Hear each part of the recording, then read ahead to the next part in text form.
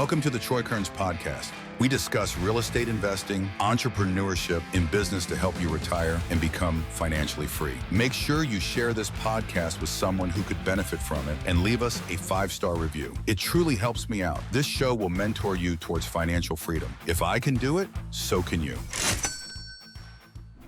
What's up, everybody? Today we're on the Troy Kearns podcast. I've got one of my students hailing from the great state of Florida.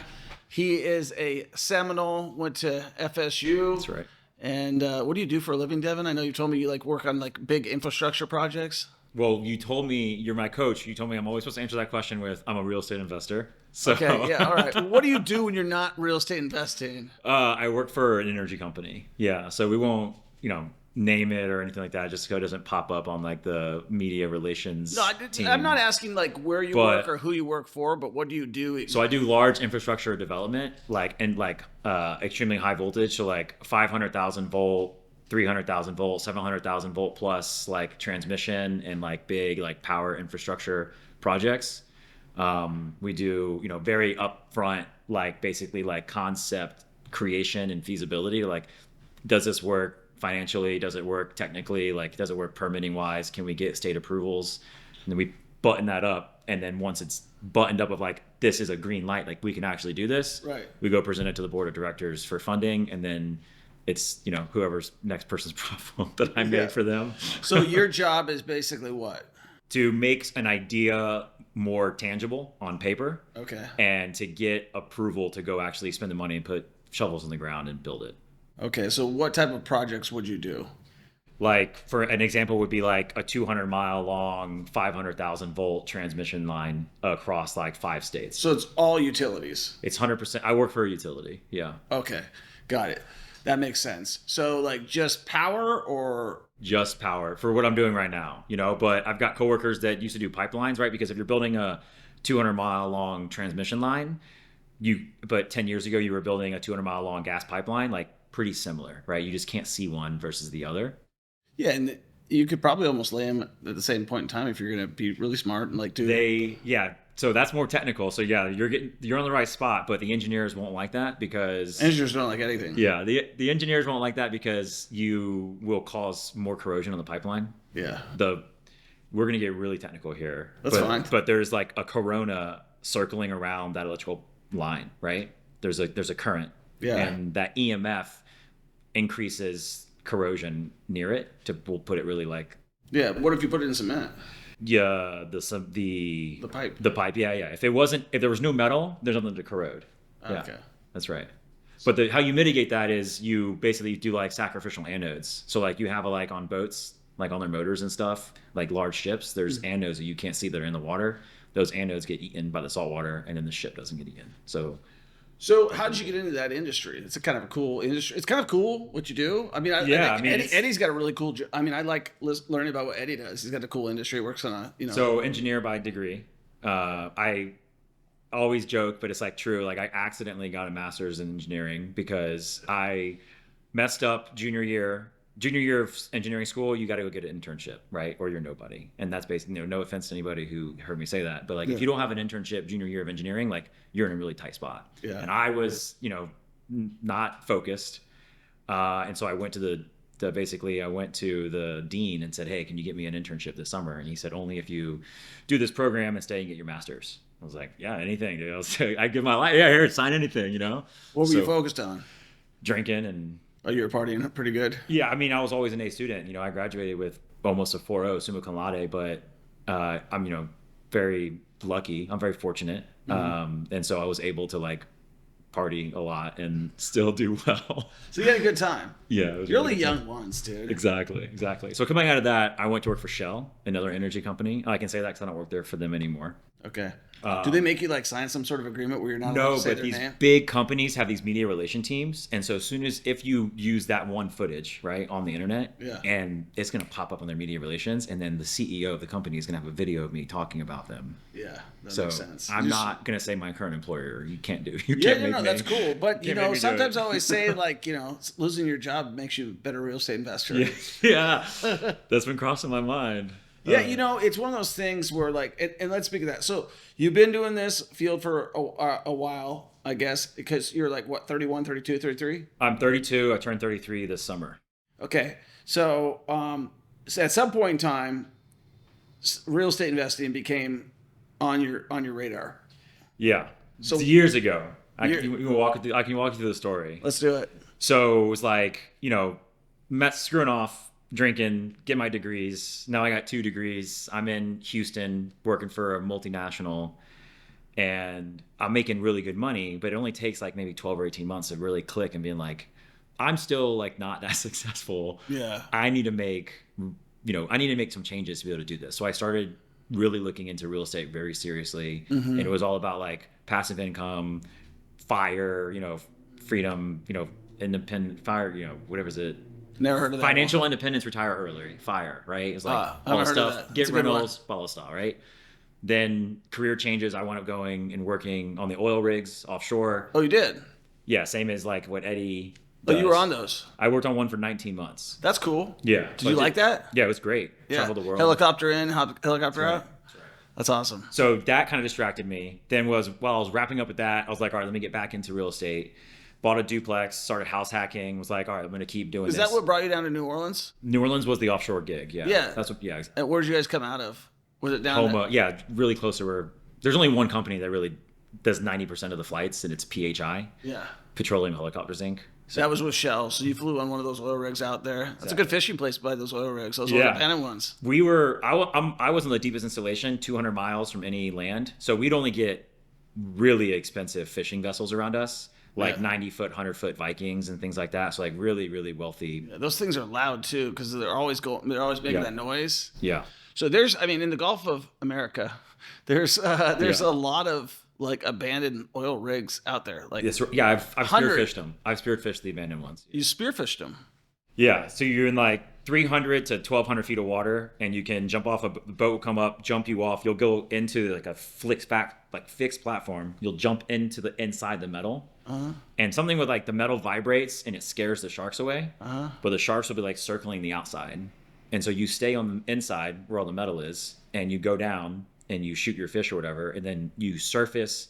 And as soon as you leave the metal, like get on the boat as fast as possible. That's basically spearfishing the oil rigs. So going back to real estate, you had the FIRE thing. So I started going to like conferences, whatever, wrapped it with my offshore rotation, got the duplex in New Orleans, was like, start house hacking, start looking into it. COVID hit, got distracted, got a new job, was like, I need to dedicate myself to this new company so they understand what I'm capable of, and I build a rapport. And I really you kind of look like a CEO. Well, no comments there, but yeah, I mean, basically that's it. Yeah, I mean, was that your aspirations? That's kind of the path. Yeah. So started really focusing 100% on the company and making sure like they don't know who I am from Tom or Adam or whoever it is, So I dedicated every waking moment to like delivering and building that rapport and building that credibility. And then it was like, all right, like kind of I did it, like I'm established more or less, not everyone company knows me, but like people who know me know that they can count on me, and like that's done. So it's like, all right, let's go You're back. a dedicated employee that does a good job that they can count on, that's not going to drop the ball. Nights, weekends, 80-hour weeks, like I was like that, right? Like now I'm established. It's like, let me start reeling it back and focusing on real estate more. And I was looking in the Florida market, and I'm like pucking around. I'm like, I just can't. I'm like going and like knocking on MLS listings, and I think I told you the story a little bit. Like I just could not find something that penciled, and I was just like, I don't know what I'm doing wrong. Like obviously I need help. I had been following you on Instagram and other people on Instagram, other investors for several years, right? You were just someone else screaming about investing on Instagram. Yeah. But it was like I was filling my feed with that kind of stuff to make sure that it was like things that I was watching, and like, as I'm doom scrolling, like I'm seeing investing stuff, you know what I mean? As I'm seeing, I'm seeing investing things, not the other things. Yeah, exactly. Right. Yeah. And I remember I was in Banff on a ski trip, and I'd been drinking. We got skied all day, and I had a really bad wipeout. I had clocked on my watch. I was going like 65 miles an hour on my snowboard, and my buddy and I almost collided. And to prevent from colliding, I basically just ate it into the mountain. Ooh. Bruised my ribs. I was in tough shape. Front edge? Yeah. Yeah. Hit hard. Slid down like 100 feet. My goggles were like 100 feet above me on the mountain. Yeah. Bad wipeout. So we started drinking. Like naturally, what do you do? Yeah. Start boozing. Yeah. Like I'm in a lot of pain. It's time to start boozing. Yeah. And like got back to the Airbnb and like opened up Instagram and it was you. And you're like, I was like, fuck it. Like, this is the time. Like, I'm going to change my life now. So I messaged you. Okay. And you still, like, I was like ready to go, but like you said, like I was a hard sell. I still wasn't believing in you or myself, but. Yeah, I think probably you believed in yourself, but most of the thing, I think people online, they don't trust the person there. It's like, yeah. And then I think there is some belief. I didn't see a lot of not belief in you because you were ready to go right away. Once you were a very hard sell. Like, you were like, I just don't think that you believed anybody. And it's like, okay, anybody could say anything, right? Yeah. And then it's like, how do you prove it? And so since joining, break us down what's happened for you. So you're right. I didn't believe in you. And you said, what's holding you back? And I was like, well, I think I need to be ready to like totally commit to this. Right. And so I slept on it and I made the deal like on Friday. I think I met you on Monday morning and then started turning the calls. And you basically told me like, here's the blueprint. This is what you need to be doing. So I just took action on everything you said. Right. I basically was just like, I am going to be like Plato. For what Troy tells me is what Devin does. Yeah. With my mentality. And I got a house under contract like within a week, I think. Yeah. It was pretty wild. I was driving for dollars like you were telling me to do before. And I got a call that my offer was going to be accepted. I'm like freaking out. I remember I texted you on a Saturday. I've known you for like 6 days. And you called me immediately and you were like, where are you at? What's going on? Go to the property. Let's go send me these videos and we'll talk about it. And like the following Thursday, I remember like, I got a great memory. So following Thursday, I'm like freaking out. I'm not going to do this. I'm too scared. I can't do this. And you kind of backed off in the group call, but then I was fortunate. You cared about me, right? Yeah. Well, you got nothing but love in your heart. You cared about me. You called me after that meeting and you said, listen, dude, like you just paid me money to tell you what to do. And I'm telling you to buy this house. What are you going to do?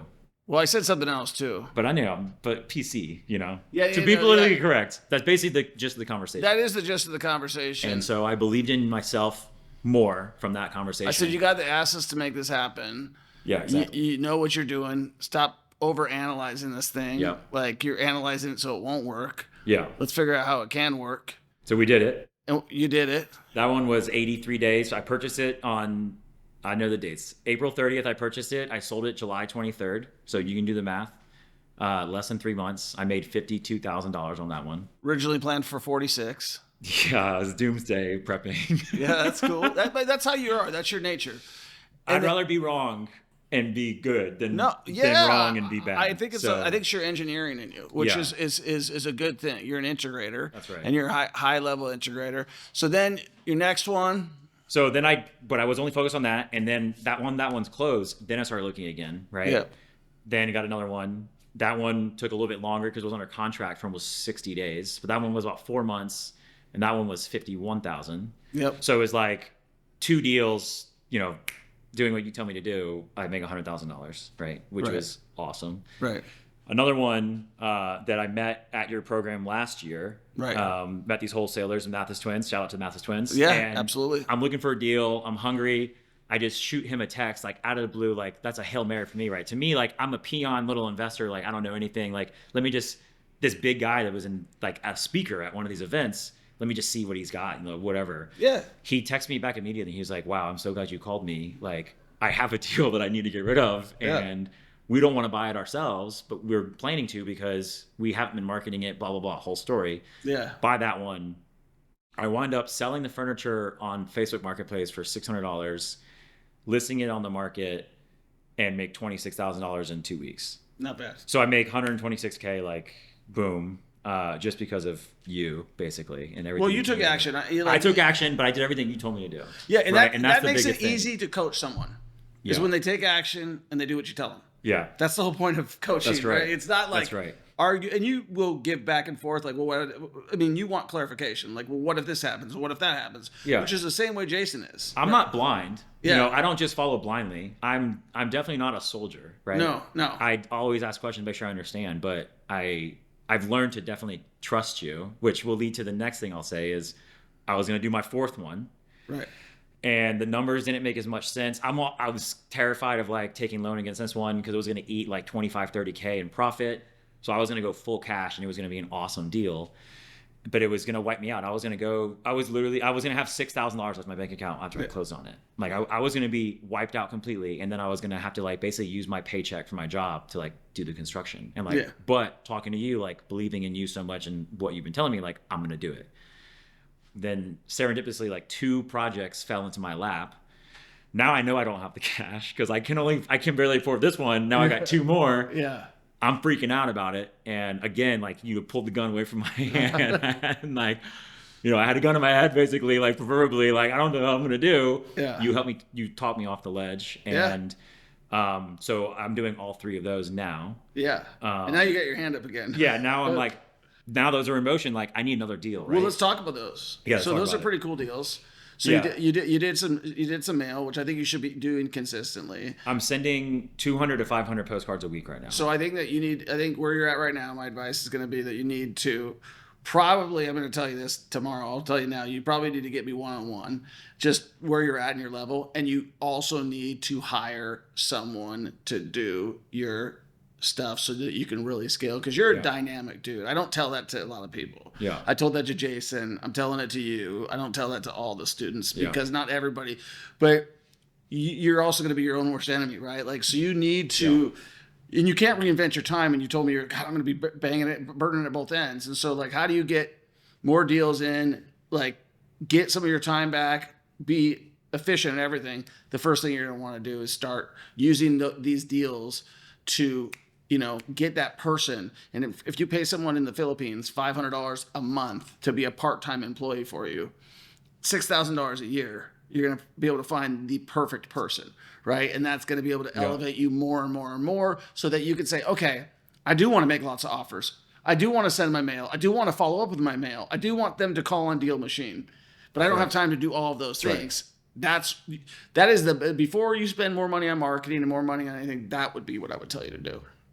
Nobody talks about that. So that's definitely the next step for me. Completely agree. Same thing I told Jason. And I'm starting to like dig in, and because of the network you provided me, you've made me recommendations. You have other students, other people in your network who do the similar thing. So I'm like starting to like collect my, gather the intel on how I want to go about it, get everyone's perspective, how they're handling it, and try to build my own model of what I think I want it to be. But yeah, by the end of the month, my plan is to have a VA. What I want to find ideally is a VA that also cold calls. What I found is most are VAs or cold callers. And I want someone like placing orders on Home Depot for me. Yeah, that's what I want. I need all my time back because I spend.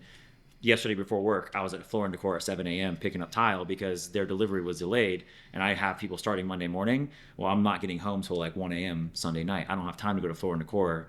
Yeah, it's a little bit of a grind in the beginning, so you have to determine. But I got to get my time back. Yeah, so you do, and it's a little bit of a grind. But I think that you have to look at like what are the tasks that are the lowest level tasks. Exactly. You know what I mean? And I think that Home Depot orders, cold calling. those, and sending out your postcards. Exactly. You know what I mean? Following up with your leads, things like that. Sending MLS offers. You know what I mean? Things like that. I need to write down everything that I do that doesn't require an expertise, they'll call it.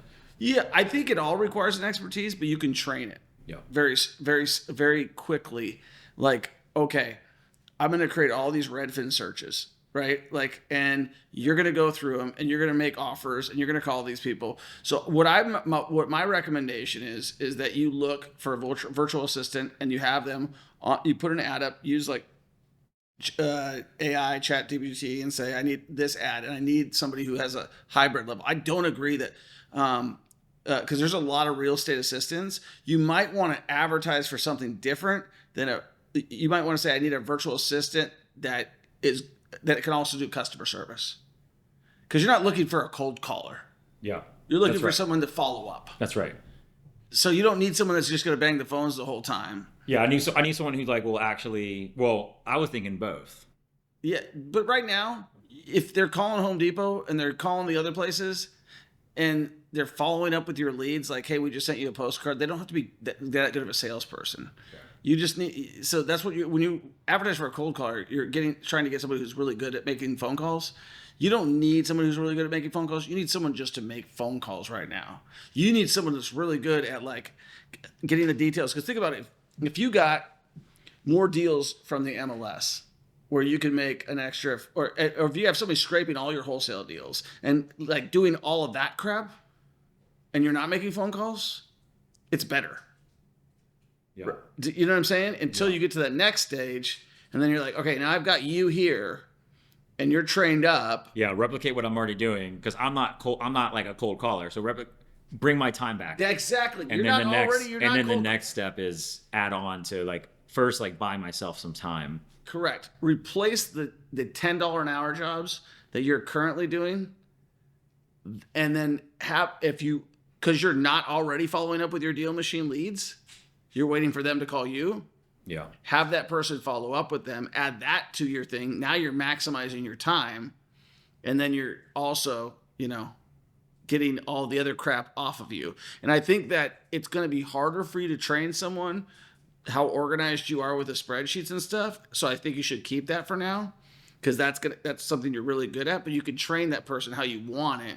And you have to cultivate that and build that person to be that. But while you're doing that, you also have them build out their replacement. You're like, okay, now your job is to loom, record, and write SOPs on everything you just did. You know what I mean? Does that make sense? Yep. Yeah. So right now, all my staff has an assistant that they train. They record everything they do, and then their job is to have a backup plan. Yeah. So like Caitlin has an assistant that can do what she does. So if Caitlin takes a fall or Caitlin gets pregnant, which she is, then I don't miss a beat.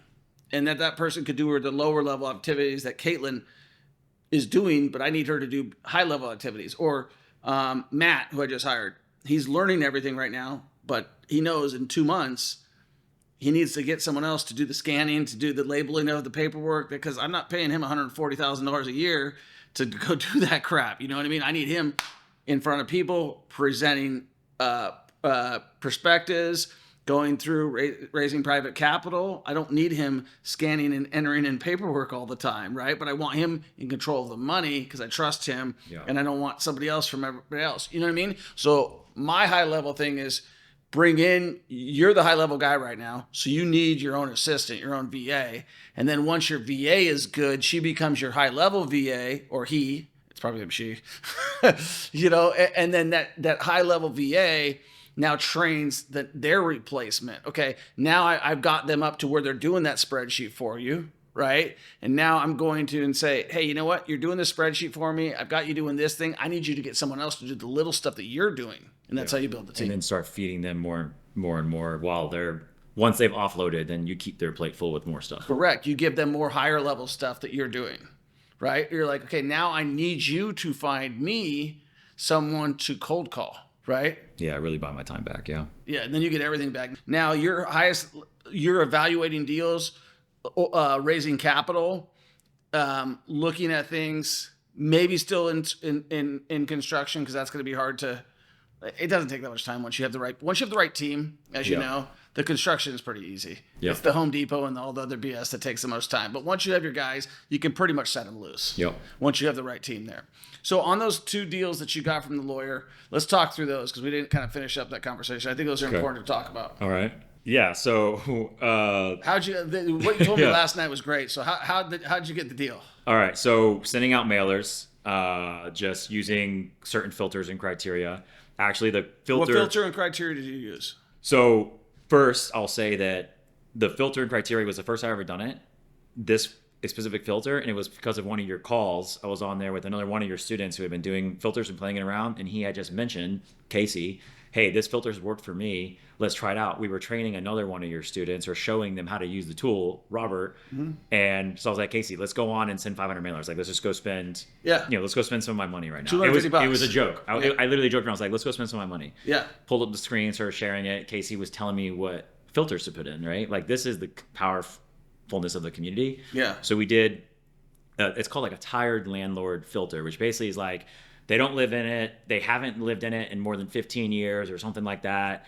They can or cannot live nearby. Mm-hmm. We did a lot of equity, so a lot of value in it. So basically you're finding someone who doesn't have really an interest in being there. They've been gone for so long. There's a lot of equity in the property, so they have ability to sell it. And then I think we threw one more on top of that, which was like there's some sort of lien, right? We didn't get specific. We just said lien, check. So at any point, if there's any lien, HOA, municipality, mechanical, whatever you want to call it, someone changed a pool filter and they didn't pay the $150 pool company, whatever it is, whatever it was, it's just any kind of lien. And I sent them off, right? And then I get this call, and I have a different phone number for all of my communications. It goes through a different app on my phone, and that app starts ringing, and I'm like, oh shit. Is it Google Voice? Yeah, it's Google Voice.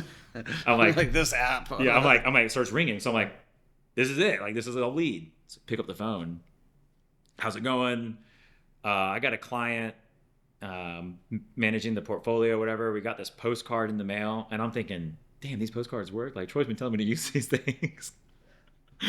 I got 2 properties. What are the addresses? He gives me the wrong addresses. It's a huge kind of confusion. We go back and forth for like a week. Finally, I get out there. The one is like basically move-in ready, just roaches and dirt all over the place. It just hasn't been lived in, right? Yeah. That one, deep clean, move in, right? Pool's a little cloudy. It needs to be pressure washed. Dirty house, but totally livable. Go to the second one, and it's a dumpster fire of a property. So I call, they turn the next day, and I'm like, listen, I love the properties, but I'll just buy the one, And he was like, no, nobody. You're buying both of them, or you can walk away. Yeah.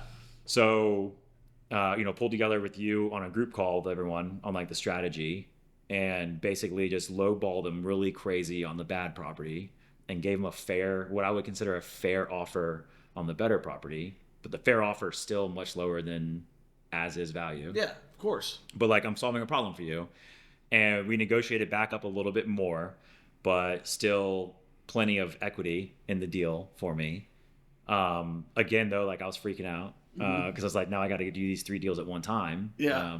So I've done 3 deals, and now I'm doing 4, 5, and 6 simultaneously. Yeah. So I'm pretty stressed. But when you look at the numbers, right, the numbers don't lie. Like, there's value, there's money to be made, right? There's profit. So extra conservative on everything, and there's still profit. Like, I can't even pencil myself out of the deal. I'm like I'm trying to make it not work, and it just keeps working. I'm like, you gotta go do these, right? Yeah. So the one, as soon as I get under contract, I'm catching up with a buddy of mine the next morning, and he's mentioning how that he's moving up to that area because his in-laws are, and they want help with the kids. And so they're going to follow him up. And like, when I say up, half hour north from where he's currently living, but a half hour makes a big difference when you've got small children at home. Yeah. So he golfs a lot, whatever, this house on the golf course, gated community. I'm like, dude, I might have the house for you. Send him photos first. He's like, we're interested. I go and walk it with him as is condition, complete filth, bugs everywhere, dust, you name it. He's like, yeah, we'll buy it. So I created a list with him. I was like, all right, what do you want done before, like, you're a friend of mine. I'm treat you as a friend. What do you want done before you move in? Like, because you want to roll it into your loan. And he's like, we'll get the inside painted. The pool needs to be clean, and, pressure wash the outside basically, and, new carpet. It's like, all right, fine. So I'm going to spend $19,000. I already spent like 10 grand before I even purchased it. So not something that I'd recommend to people, but before I owned it, I had contractors over there doing work on it, because in the contract that I did for purchase, I put in the contract, I have unlimited access with no supervision to the property on my purchase contract. So basically I own the property at that point legally, right? I can get 100% access to it. It's basically the same thing as owning it. I just don't own the property. Yeah. So I've got people over there working. I closed on it 2 days ago, and they're gonna buy it in 11 days. What's your profit gonna be on that one? $102,000. $102,000. Yeah, it was pretty good 2 weeks. But he's making your buddy's getting a hell of a deal. It's a house where he's as is value. He's not getting that much equity as is. He's getting it lower than value for sure. I could sell it for more if I listed it on the MLS. I'm doing him a favor. He's doing me a favor. And if he puts in equity into it, he'll have a $900,000 house. I'm selling it for $650.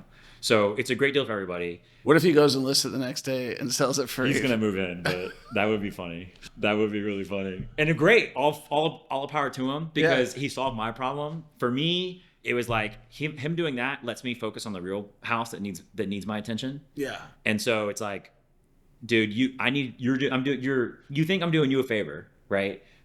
You're making me $100,000. If everybody makes money, everybody's happy. Exactly. You know? So I didn't want to be greedy with him, but I told him my plan. I was like, listen, I'm going to buy it. I'm going to immediately list it for $700K, and I'm going to sell it because it's worth that as is.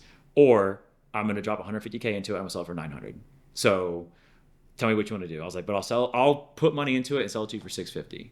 And he was like, deal. And it's like, I'll make more money not selling it to him. There's no question. Yeah. But good situation for him, good situation for me. Well, yeah, everyone wins. And listen, you put enough of that out in the atmosphere, Exactly. it just comes back around. Yeah, I almost feel guilty how much money I'm making off a friend, but like he's still getting a good deal. So, like I said, you won't feel guilty if he throws it back on the market. yeah, exactly. He has me do all the painting. He has the roof repaired. He's getting the carpet changed out. You're like, who's the good negotiator here? Yeah. So okay, now deal number 2. So deal number 2 needed, there was a bunch of leaks. There's mold. It needed a lot of stuff. Mm-hmm. I'm like, all right, I'm gonna go all in. So I got everything lined up, got my Home Depot cart built. Like I'm like ready to roll. Like let's go construct this house. Like let's go knock it out. Let's be done in like 8 or 9 weeks, and let's go dump 150K into this thing and like flip it over and make another 130, 150K. That's kind of the profit margin for that one. I'm like pulling the plan together. I'm on the group call on one of your coaching sessions, and like, not to be arrogant, but like, I'm not really like, I don't need to go to those calls every day anymore to like learn from you, but I just learn things, right? At the end of the call, you just happen to ask me how things are going with it and like, what's the plan? And you tell me, don't start construction on that house, put it on the MLS. And I'm like, I start like basically like disagreeing with you, like talking back to you. I'm like, what are you talking about, blah, blah. And he was like, listen to what I'm telling you. You basically said, gist was like, listen to what I'm telling you, put it on the MLS and postpone construction by a week or 2. So I bought it Thursday, put my MLS submission in, got it on the market Friday morning. Phone was ringing off the hook. I've got a contract in my inbox right now for it. If they go through inspection period, which hopefully you already signed it. I'm collecting offers right now. But if you have multiple offers. I have multiple verbal offers. I've got one contract in my inbox. Okay, for how much? That one's for 609. And what do you have it listed for? 625. Okay, so now the next step is what you should do is to adjust your lists with freedom comments if you can, and say sellers reviewing all offers on X date. Bring your highest and best, and then tell that other person, I'm going to review all offers by Wednesday. Bring your highest and best. Okay, I'll do that next. Yeah, because you know why? Because then they'll get my more offers in by Wednesday. Well, not only that, but if you say bring your highest and best, that's the most important part. Yeah. When I ask you for your highest and best, what does that assume? That other people are competing, and that you need to bring more to the table. You need to bring more than the table, and so you could even say to them like, "Is this the best you're going to do? Because I don't think you're going to get it." Well, that's how this started. He called and was like, we were going to, how does 560 sound? And I was like, 560, I'm not even going to text you back, dude. So don't even send that. I was like, don't even waste your time. And then a 609 came in. Okay, good. So, and you can always counter him too. I should have immediately countered, but he said 609 on the phone. And I was literally in the airport. I pulled my laptop out. I was like, let me pencil this into to my like deal analyzer to make sure like I'm good. And I was like, yeah, 609 works. I should have, but as soon as I got the phone, I was like, fuck, I should have countered him. I should have immediately countered him no matter what. Yeah, you haven't signed anything, right? No. So here's one other thing that you do. I've never taught you yet. Okay. So there's something called a multiple counter offer. All right. You don't have to have multiple counters to actually sign it. So you send him a counter. You sign it, he signs it, and it requires a final signature to you. So in that case, you can counter multiple offers. So if you have multiple offers coming in, you don't need to do it. I wouldn't do it unless you have multiple offers. But let's say this guy sends you 609 cash. Is he paying cash? It's a cash, but he has a 4-day inspection period on his contract. Okay. So cash, this guy sends you 609 cash. This guy sends you 625 hard money. You go back to the other guy, 609 cash. Okay, I got multiple offers. I'll go 620 cash. I'll counter this guy, 640 hard money. You sign them both. They sign them both. It's not final until you sign this secondary signature, if that makes sense. Yeah. Okay. So you got those 2 deals. So now you're up to $450,000 so far in the last year. Yeah. So once these 3 close, I'll be 2. There's just the 2 I'm talking about. I haven't talked about the next one yet. Okay. So the previous 3, yeah. So now we're at 12 months in your program, whatever. The previous 3 plus these 2, I'll be at like 400. 400. And then what about the last one that you're working on? So the last one, smaller house, couldn't really make the numbers pencil. We were like thinking through it. That was one of many that you've told me to at first is like walk away. You've told me to walk away from a lot of bad deals, right? Which I'm very thankful for. And then we thought about this a little bit more, and we figured out an easy way to add some square footage. So coming off the kitchen, there's the washer and dryer in the garage. Gonna put a wall there, add 60 square feet. And for $300, get an AC guy to run some duct in the attic and make that under air. So add 60 square feet there. And then the back porch has half concrete wall already with a roof.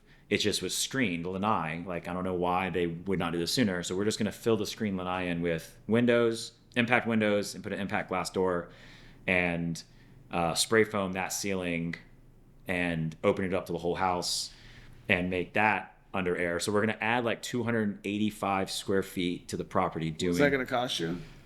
It's going to be under 20 grand to add the 285. It's going to be like 14 grand, 15 grand for the back patio with impact glass and the whole 9 yards. Yeah. And then, a couple $1,000s for the laundry room. Are you doing anything else to it?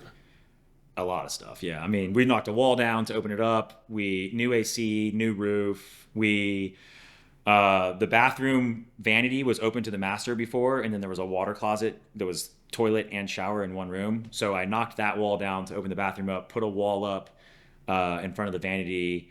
Then there was to go into the master closet, you had to walk through that vanity space. So moved that closet door back to the bedroom wall. So now instead of it being open and no doors, there's 2 doors. One's a wide pocket door. The boss has told me no barn doors. The boss being obviously, Nikki.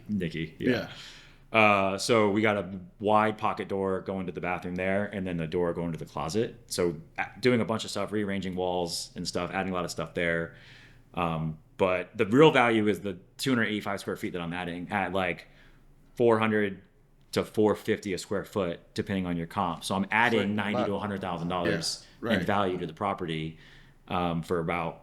It's going to be less than 20 grand, $16,000, $17,000. Pretty great, right? Yeah. So that's where the margin came in at, right? So if I hadn't been talking it through with you and kind of like brainstorming, it's like, I know this is a deal. I know I can make it work. I just got to figure out how, without adding that square footage. And because that's your $80,000 in margin. Well, the first thing we talked about, I was like, well, it looks like a small house in a big area. Like, what's the top end of those deals? Can you add That's right. And then you were like, well, there's this little area that I could do with that. And I was like, do that? That's right. You first told me build onto the back and make it bigger. I ran the comps, and it was like we hit a ceiling. Yeah, you said look at the comps and stuff, right? Yeah, but you said explore that. You didn't say do it definitively. Yeah. You said look into that. So we looked into it. The comps didn't support the dollar per square footage once you got over a certain square footage. Mm-hmm. So I said this doesn't make any sense, but you got me thinking that direction, and I was like, that's when I identified the porch, right? And then because I was digging deeper into comps, there was a comp that I hadn't found that had added square footage in the garage, same exact house, 2 blocks over, same house, but they added the 70 square feet, and because they added that, it was just outside my filter range for my comps. Mm-hmm. So once I started expanding my search, I found that one, and then I can add 60 square feet to the house by just putting a wall up in the garage. And so what's that? So what are you going to be all in? And if you don't move into that one, what are you going to be all in on that? I'll be all in, very conservatively. All in would be like 510. 380 purchase. 390 purchase. You told me to buy it at 370. I caved and bought it at 390. That's fine. You're making plenty of money right now. Yeah. That 390 purchase plus some closing costs, blah blah blah. $90,000 rehab plus holding costs. I'm going to be at like 500 to 510 all in. And that one will like very conservatively pencil like 625. So I'm going to list it for 675. And if I can't sell it for more than 650, I'm going to move in. If I sell it for 650, I'll make, $100,000 on that one. So So if you sell it for 675, you make 125,000. Something like that. Yeah. So, and then what's next? Every day. So I got one right now that it's that wholesaler. I told you that story I told you last night. Yeah. But the wholesaler, 272 or do it take it? They were busting my chops. He called me earlier. I was talking to Eden, and I was like, the wholesaler's called me, and she just said, "Don't talk to me anymore. Like, answer the phone." Sure. So I said the fight and talk. He's like, "Hey, I was able to talk to my bosses. We got them down to 372." So I was like, "Jake, that's great, but 372 is my offer on Friday. It's Saturday. Like, Friday offer is not here anymore." So I was just, what did Troy say? That's all I think in my head. I don't know if I might. Yeah, I like it. I don't. Yeah, it's good. I like it. Go ahead. So I said that was Friday's offer. I was like, send the contract over and I'll let you know. But like, we're on Saturday, so like, I can't tell you that Friday's offer is still good today. And I said, send it over though. I appreciate it. So now I got to look at that one. Do I want to be a hothead here and push him down more, or does 372 work for me? And if 372 works, it's like 3 blocks from the current one. So I could just roll my guy. The one you're doing right now. Yeah. And just like, hey, dude, you're already in the neighborhood. Is it the same type of house? It's a 3-1, 1,100 square feet, like perfect. So according to this guy, impact windows, so we'll take a look at it. Old photos, they had a pool. They filled it in with concrete. I drove by it. The back patio is just one giant concrete slab. And I looked at Google Earth photos from like 2 years ago, and there was a pool. I'm like, what kind of idiot you got to be to fill in a pool in Florida? Yeah, a big with one. concrete. A big one. Concrete. Yeah. Like, oh God, what an idiot. So yeah, make sure it's just not a top. Yeah, I hope it is, because then I can chisel it out and add about $60,000 in value. Yeah, for sure. So well, that's crazy. Well, man, just final question, man, for people who are thinking about investing in real estate and they're skeptical about a program and doing it. You know, it's always up to the individual. I just say in the first beginning, I always said, man, do I even know what I'm doing? Because half these people aren't successful. And then I realized, shit, nobody takes action except for the few. There's few people that take action. Would you recommend it? Yeah, so I couldn't recommend you more. I was talking to your wife this morning, and she had mentioned, like, you know, I heard you're doing well, whatever. And that just, first, that tells me how much you care about your students, but then me in particular. Yeah. That, like, your wife knows how I'm doing because you're talking about me when I'm not around. In a good manner, right? I like to see to the point where, like, she tells me, like, I hear you're doing really well and stuff. I'm like, there's only one person that can be telling her that, right? And what I responded to her was, I was like, Troy does more than keep his word. He tenfolds his word. That's exactly what I told your wife this morning. Yeah. Well, and I mean that, like, truly. Yeah, no, 100%. I feel so fortunate that I reached out to you that one day and that I believed in you enough to pay you money to help me. And I would say the only thing I'd recommend is even more, like, don't even come in at your lowest level. Like, just get the one-on-one time with you, right? And I think I told you that a few months ago. Like, yeah. I could not believe in you more, and like, you've made me believe in myself. And yeah. I hope that, you know, I have this relationship with you for a long, long time. Yeah, we will, man. I at least feel like I would, you know, really cherish that and love that too. Yeah, for sure. It's always fun. Like, I just saw Alex yesterday, one of my other students, guy he showed up at our mastermind. He's doing $200,000 a month right now. Yeah. And I was like, Ian's like, you know, you did that. I was like, well, I didn't do it, but yeah, he was definitely running out of gas when I met him. Like couldn't put it in there. So it's really cool that to see that, because then you pass that on to somebody else. Your life changes in a way that, like, and to be the guy that helped in some way, shape, or form, because at the end of the day, yeah, you have to care. If you're gonna be I can take somebody's money, like, and not give a shit. But you know what I mean? Like, I'd rather care, and then, especially when someone else cares. Yeah. Like, because I gave another guy a call who's in our program. I'm like, dude, I go over this shit all the time. Don't fucking call me about this stupid shit. You know what I mean? Because, and I didn't say it like that, but I'm just saying, like, dude, you don't show up to the calls, and now you're calling me, and you don't take action. Like, why are you calling me about this? Like, we have 6 calls a week that you can ask these questions on. So I think, you know, where I'm at now is I really appreciate the guys who take action, and the ones who don't, I'm losing a little bit of steam with them. You know? So appreciate you having you on, man. Second mastermind. We'll have you're coming to the dinner? I liked how you tried to weasel your way in there. That's good, though. I'm going to the dinner tonight, for sure. Yeah, that'll be every mastermind, as long as you have them, for sure. Yeah, for sure. Well, we'll see how long that goes, right? You never know. My goal is to continue to foster this thing, and hopefully it outlasts me, right? And so that it's a big thing like Robert Kiyosaki, and Troy goes in the background and keeps doing big developments. That's what I want to do. Big casinos, big developments. That's the next move for me. Yeah. So Would you recommend that I buy in? Here's what I would tell you. I would recommend you be a part of it because it would be a good use of your time to learn to just be like this. For you, you could be a better steward of your own capital. And that's a fact. Same thing when I invested in that bridge. I knew I could make more money, but I wanted access to what was going on. And for that alone, it's been worth it. You know what I mean? Okay. So that's what I would tell you. How much you recommend I put in? That's up to you. Wait till we get the pro forma.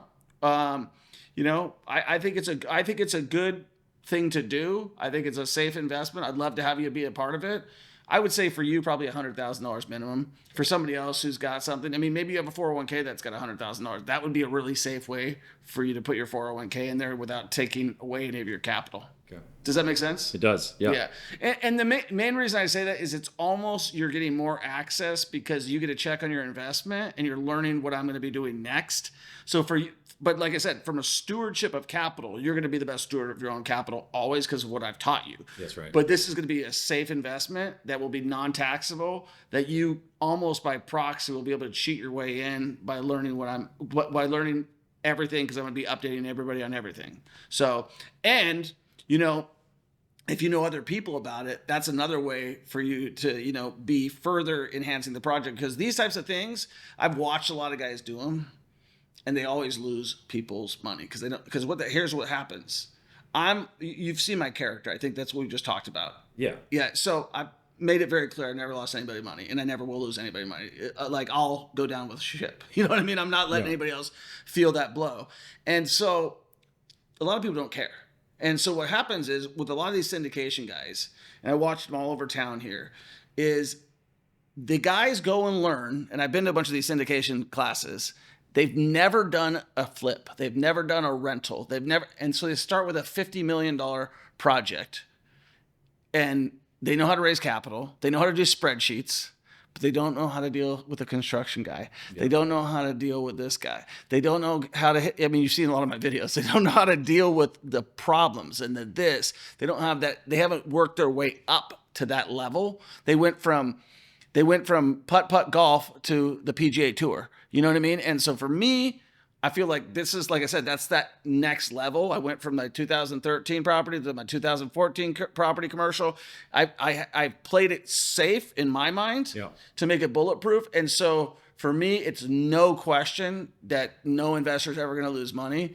And I'm very excited about it because it's the next venture in my career, which will take me to the next level. So for that reason alone, I'd love you to be a part of it because it's something I'm super... I want to be a part of it for sure. And I knew that I could ask you and you would be truthful with me on what was, a good plan for me. Yeah, you're always going to be your best steward of your own capital. But like I said, sometimes you got to pay for access in a way that dude, the bridge, I was like, this is not going to be a good use of my money.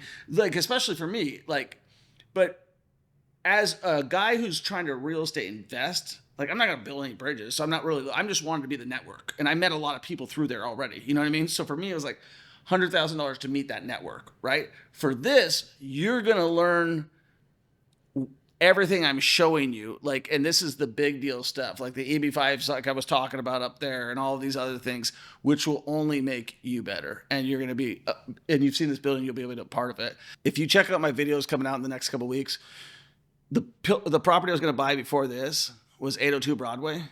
I backed out to buy this one because I like this one better. And the guy who's doing my architecture, he's sharp as shit, and he's going to do all the tax credits, all the everything. He finished that one. So he says 14 weeks. I'm like you. I'm super conservative, to finish the whole thing. Yeah. And I'm like, Matt, put in 18 weeks in there. Anyways, we got to go. Devin, I appreciate you coming on the show. Danny's giving me the kill sign. Make sure you guys give this a 5-star review. Take action. You heard what Devin had to say. I'm the real deal. He's the real deal. The bottom line is you can do this, but if you don't take action, you're going to be sitting behind this computer screen watching this video, never doing anything. He may have never taken action. It took 4 or 5 years to make that decision, but once he did, now he's off to the races. He controls his own destiny. I bet you make $1 million this year, and it'll be the coolest thing ever to see it happen. Let's go, baby. Peace. Man, I am so happy that you turned into the Millionaire Mentorship podcast. It's something that I've been working on for over 3 years right now. We're up to 150 podcast episodes. A lot of them are virtual. A lot of them are in studio, which is what we prefer. If you have a guest that you think that should be on our podcast, all you gotta do is comment who it is, and we'll reach out to them. Or if you want to reach out to them and reach out to us, we'd love to have them on a show. We're looking for entertaining, inspirational people that, just like you hear on the podcast every week, that can bring value and help our listening audience achieve their goals. If that's something for you, comment down below and let us know.